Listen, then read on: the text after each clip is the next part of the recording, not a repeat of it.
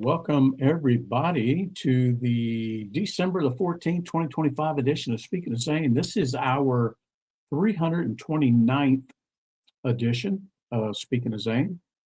Quite a long time since we started this very first time on a Sunday night in August of 2018, well before COVID, and got an idea one Sunday evening after the Sunday roast to just get on the air and blabber a little bit, and it kind of stuck.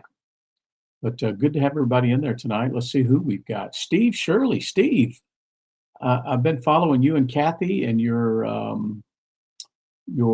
travels through Europe. Tell us where you're at now.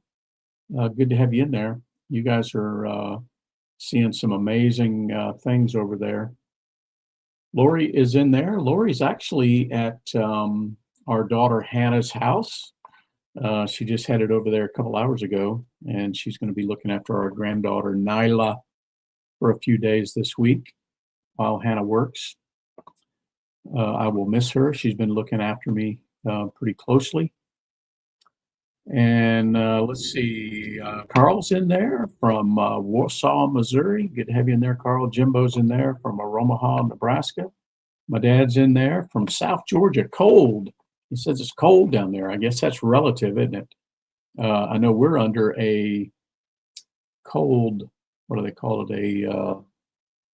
Here in North Georgia, we're under a cold weather warning or something they call it. I don't remember, but we're at in the Atlanta metro, we're currently at 24 degrees Fahrenheit. Pretty cool considering Friday and Saturday we were up. What was it, Lori? 60 or so. Pretty warm around here Friday and Saturday, and the temp is dropping for sure.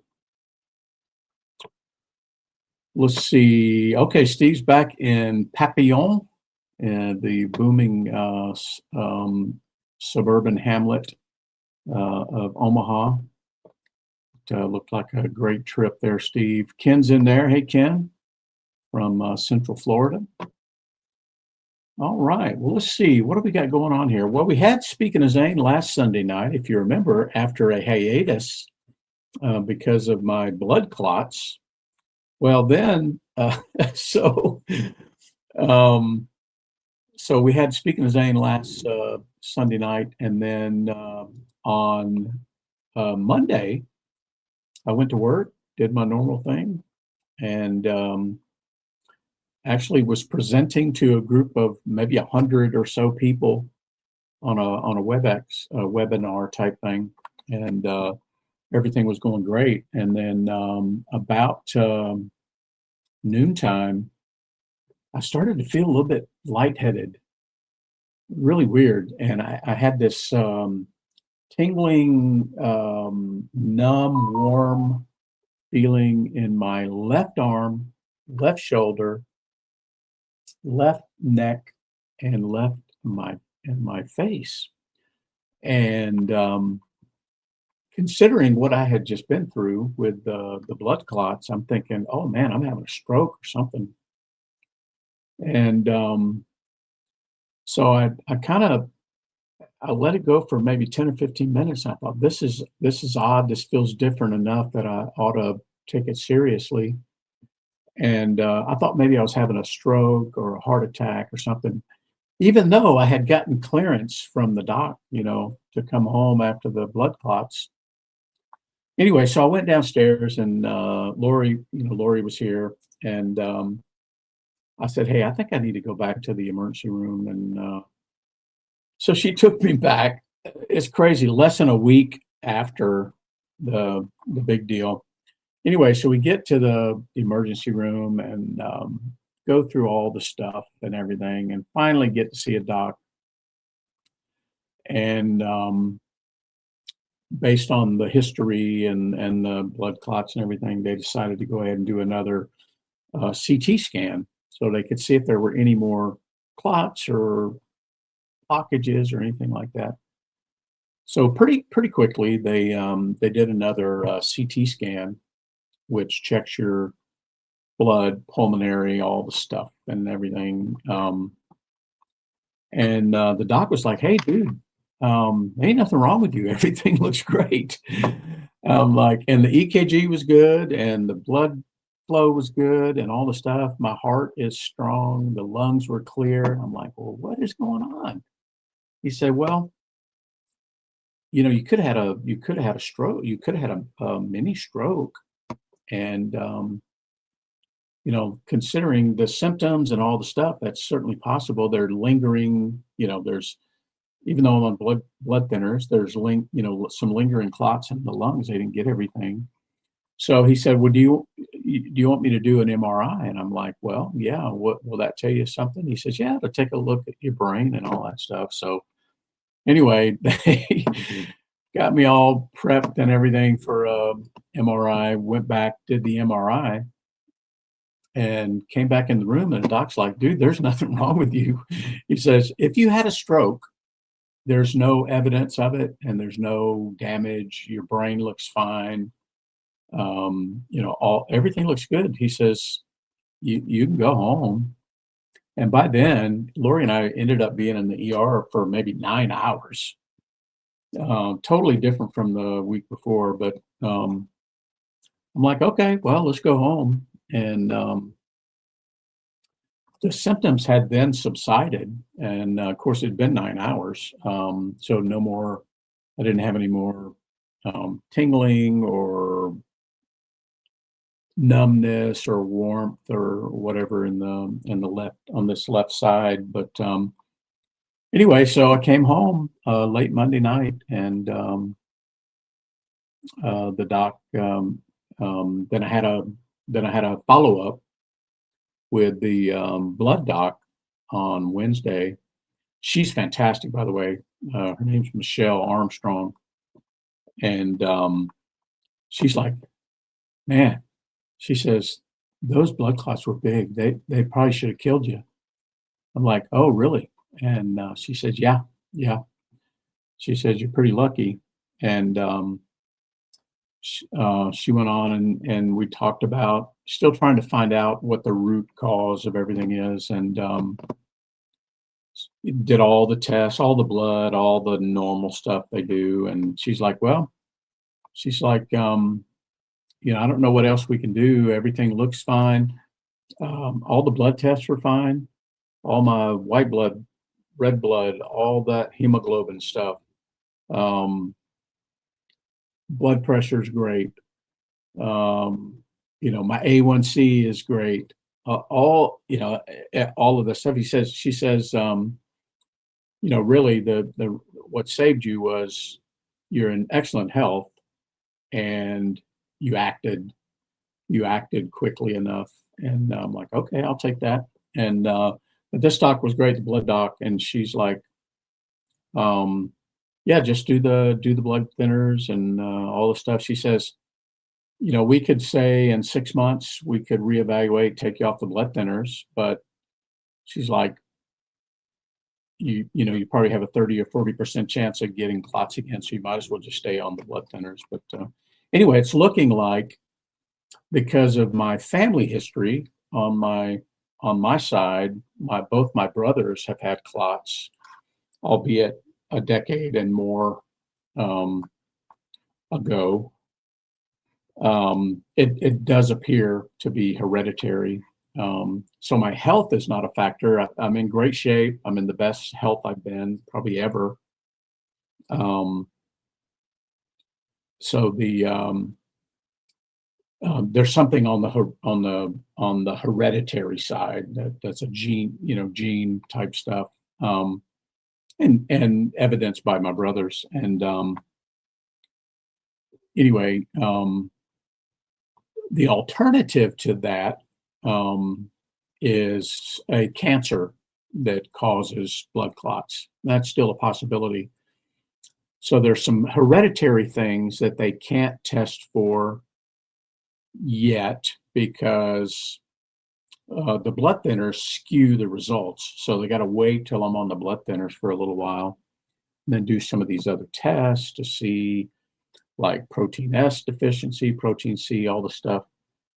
Um, So we'll see in January. I'll go back and do all of that again, and to rule out any cancers like colon cancer and all that stuff. They're going to do another CT scan, but do it in the abdomen, and then I'll be on my regular colonoscopy regimen and everything. But my body's in great shape. It was just these stupid clots that came about. Anyway, so this last week I've been in pretty good shape. My boss told me to just take the rest of the week off and rest, but I really haven't done that. So anyway, so I've been getting along here, and the only thing is I can't travel for maybe another month or so, and then I've already got some appointments set for January. But you know what? This stuff has nothing to do with my age, nothing to do with my health or my diet or my lifestyle. It's all hereditary. So that's good news. All right. So that's the deal. So hopefully tomorrow I won't have something else happen that'll take me back to the ER. That'll be, I don't want 3 weeks in a row, but anyway, but I did watch a little college football yesterday. Anybody else watch the Army Navy game? Yeah, Navy won. Navy ended up winning. It was a little bit of a sloppy game, but Navy ended up winning by a point there. It was close all the way through, but it was still a good game. And then we had our little granddaughter Carson, who'll be 6 on New Year's Eve. She did a sleepover with us, which is always exhausting, but it was good. I hadn't seen her since before Thanksgiving, but so she came and did a little sleepover. She loves to draw things for me. She drew so many hearts and stars and all kind of stuff for me. But anyway, I took her back home today, dropped her off at home. But and then Lori, I mentioned Lori is back at our daughter Hannah's house, looking after the new baby, who's what, Lori, 6 months old now, I think. 6 month old, rolling over, blah blah blah, all the normal stuff there. But all right, well, let's see what else we got. I was gonna say Steve and Kathy are in Europe, but sounds like you guys are back. And then I know I saw some posts from Roy Cupper, who often joins us here. Roy and his wife are actually in Savannah, Lori. I don't know if you saw that or not, but they were down on River Street and doing Christmassy stuff. And I don't know what spawned the trip to Savannah for them, but it was cool to see. I told him to go out to the Mighty 8th Air Force Museum. I don't know if he'll get a chance to do that or not, but kind of cool to see anytime somebody goes to Savannah. All right, well, let's see. I know we had some folks do the Wreaths Across America over the weekend. Yesterday was Wreaths Across America Day, and I went on Friday. So at Georgia National Cemetery, family members can go a day early, and so I went on Friday. Lori wasn't able to go with me, but I went on Friday, placed the wreath on Zane's headstone. It was busy. I was surprised at how busy it was on Friday. All the wreaths were dispersed in sections, and you just had to go get a wreath and then place it. And then they had the regular placement yesterday with the ceremony and whatnot. And a lot of my colleagues at work went out to Jefferson Barracks in near St. Louis yesterday. I know that Peggy and Carl went to a cemetery in Sedalia, Missouri, I believe. Amy, I know, went to Omaha National Cemetery where Roy is buried. Some of my colleagues went to Arlington. And then I know that Ken and Janet went to a cemetery in Central Florida, St. Cloud, Florida. So yeah, it was good, really good turnout all across the country, for sure. But yeah, I had a whole group of about a dozen or 15 or so there at Jefferson Barracks. And I know in Omaha, they do a couple of different places. They do the Omaha National Cemetery out there near the ballpark, and then they have the Offutt. What do they call that, Steve? On the base, that's on the base, the Offutt Cemetery. I think there's a name for it. I don't remember, but it's actually near.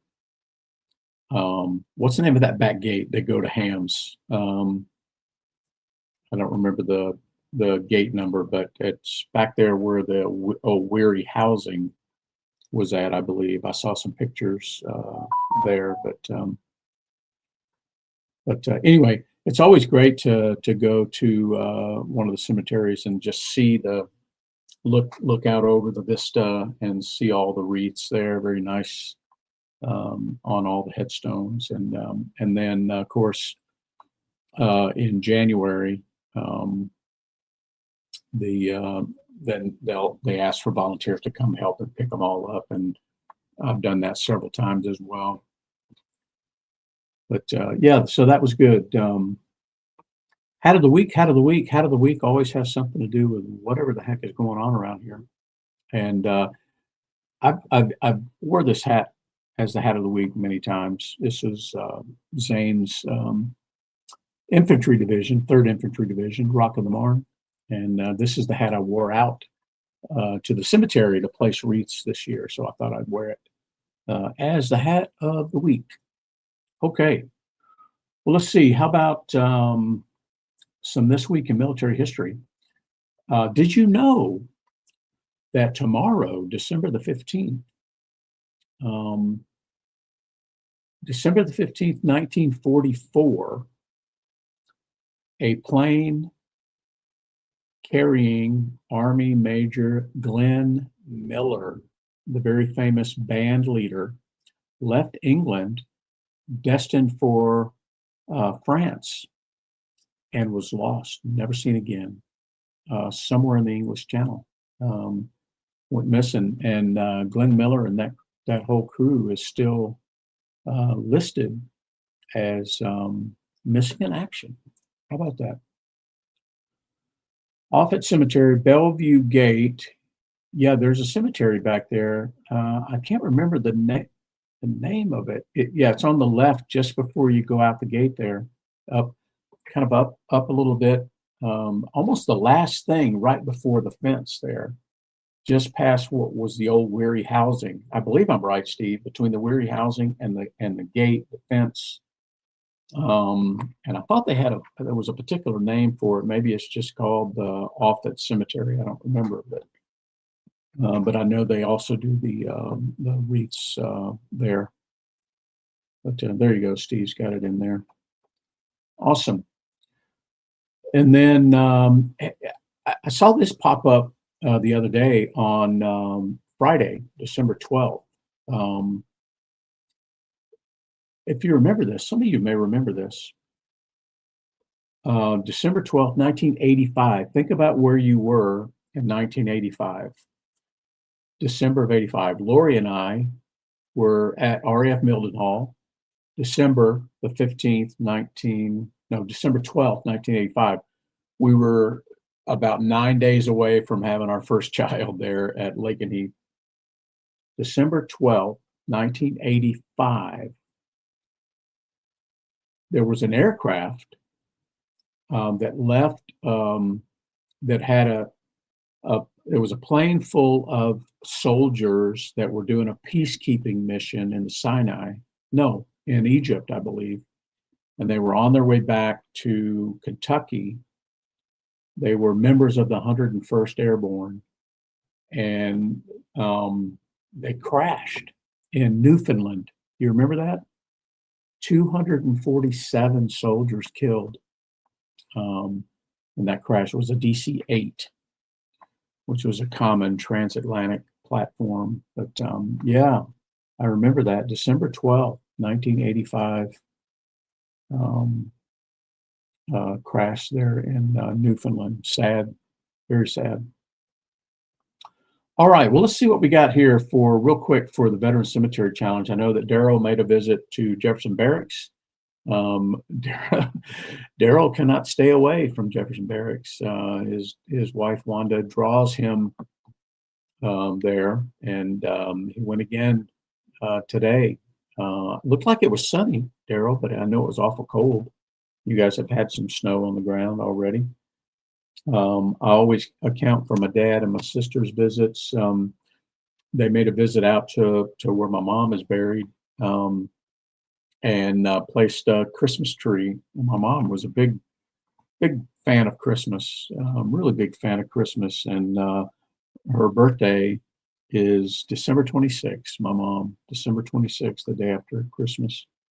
1944, my mom was born, December the 26th, 1944. So we always had her birthday right after Christmas.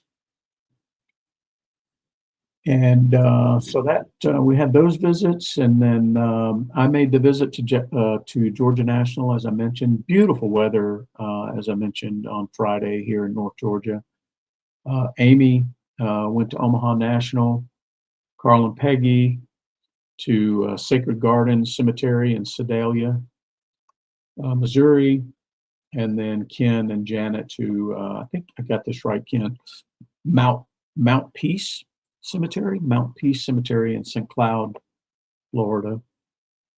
So we had quite a few visits over the last week. So if I add those up, 1, 2, 3, 4, 5, 6, 7, 8, 9, I think 9 visits. If I add that, we're at about, for the year, we're at about 1,643 visits that we've made collectively to a veteran cemetery. How about that? That's pretty amazing, for sure. They're definitely sacred places. I'll tell you, when I go, I have a tremendous sense of duty, a tremendous sense of reverence, I guess,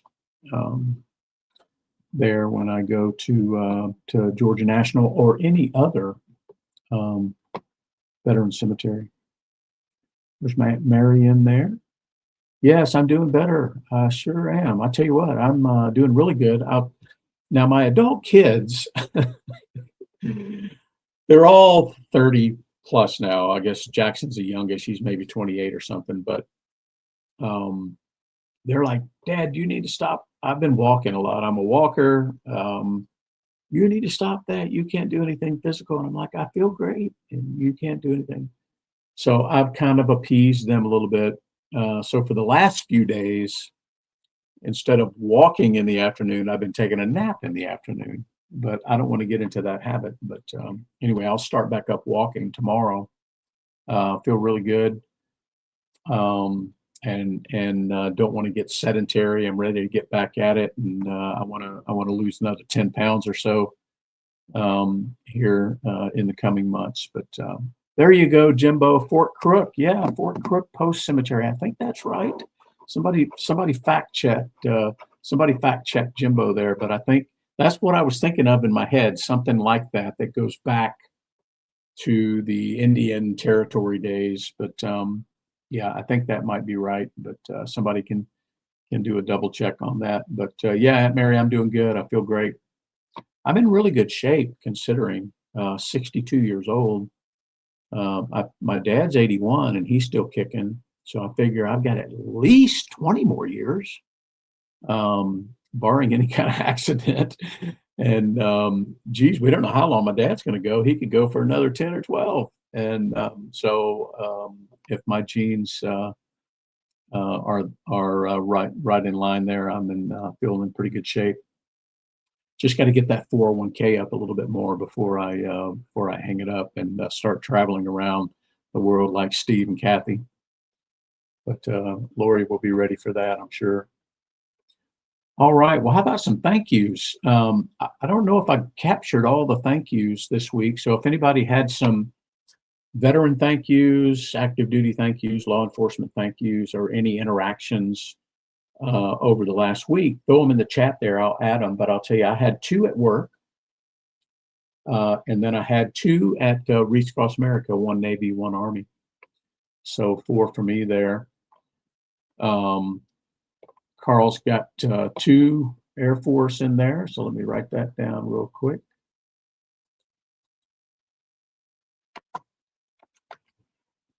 Ken, thank you. Ken's got 13 of them. Okay, that's on the heels of his Hawaii trip. He had about 22 cataloged last week, and then we'll add the 13 this week for Ken. And if anybody else had any more there, put them in the chat, and let me add these up. So 13, 14, 15, 16, 17, 18, 19. So I'm going to say right now we're at 19 for the week. So 49 will be 69. So that's going to be 68. All right. Well, here's the tally. We're currently sitting at, for the year, or total, for a total. Yeah, we'll count that. Carl. Let me add that here. Carl, I think we can safely count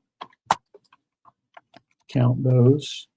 Those young folks are getting a little bit of a head start. So let's see, 1929 would be 28. So if I add 78, 77. Okay. All right. So if we add that up, we're at 3,877. 3,877. So, just a smidge over 100 to make it to 4,000. So we'll see what we're able to do by the end of the year. We may spill over into January before we hit our 4,000 mark, but we've got two and a half full weeks left in December. So you never know, but appreciate you guys cataloging those along the way and sharing with us. All right, well, let's see what else. I haven't, for the last few weeks, I haven't, yeah, I've got a category that I always am thinking about, and that's heroes lost or wounded. And we've had quite a few, instances over the last number of weeks, and I hadn't captured them all on here, but I did go back and take a look, and let me tell you what I think I know. And this just highlights that, obviously, when folks are in combat, it's a hazardous environment, obviously, and we know that things are going to happen. But even when folks are preparing for training, drilling, those are hazardous situations as well. And we'll often see cases where we lose soldiers, sailors, airmen, Marines as they prepare. And that's the case over the last number of weeks. Now, just yesterday, we had the announcement that we lost 2 soldiers in Syria that were killed in an ambush. And I think the latest I saw today was that those 2 soldiers were with the Iowa National Guard. I believe that's true. Those 2. So we still have troops deployed all across the globe doing work, and we have a lot of them in our hemisphere, sort of shoring up the Monroe Doctrine and saying, listen, F around and find out in our hemisphere, and some of that's happening. So those soldiers, sailors, airmen, Marines are in harm's way, even in our own hemisphere. But unfortunately, we lost the 2 soldiers in Syria. And then, of course, I didn't mention this, but it's been a couple of weeks. We had the attack on the 2 guardsmen, the 2 West Virginia guardsmen in D.C. And unfortunately, Specialist Sarah Beckstrom was killed. And I think I saw that she was laid to rest at West Virginia National Cemetery on December the 10th. just a young woman, 20 years old, I think. Just terrible. And then back in September, I don't know if I've chronicled all these, but back in September, we lost 4 special ops soldiers in a helicopter crash up near in Washington State near Joint Base Lewis McChord. We lost a U.S. Air Force pararescueman back in late October in a rappelling accident, actually in Nepal. Tech Sergeant Sean Barton was his name. And then also at the end of October, we lost Army PFC Jake Chandler was killed in a skydiving accident, tragedy. And then we also had on December the 3rd, a Marine, PFC Tanner Rubio, was killed in a training accident at Camp Pendleton. So I'll tell you, man, the price of freedom is high. And not only when you're engaging the enemy, but when you're preparing for it. If you train like you fight, there's inherent danger there. And so anyway, keep all those, the families of all of those service members in your thoughts and prayers. All right. Well, I think that is it for the week. I'm at work this week, I think. And if I don't end up going to the hospital, but you can see I look great. My color's great. I'm in great shape. I feel wonderful. So I don't think I'm going to have any more trouble. I have a strong heart, strong lungs, great blood pressure, all the stuff, like I was saying. And so I'm in good shape and excited about the week ahead. And then I'm actually taking off the entire last 2 weeks of December, which I'm so excited about. I don't know what I'm going to do. Probably just hang around the house and watch Westerns. I've been watching Gunsmoke and Bonanza and Perry Mason and stuff like that. I don't know, maybe Lori and I'll go on a little adventure or something. But anyway, back to work this week. Gotta wrap up the week strong and then take a couple weeks off. And then I don't see any reason why we won't see you here again next Sunday night for another edition of Speak to Zane. Look forward to it already. All right, folks. Be good. Love every one of you. And if I don't talk to you between now and then, have a very Merry Christmas and a wonderful Happy New Year. We'll see all of you next Sunday night for another edition of Speaking to Zane. God bless.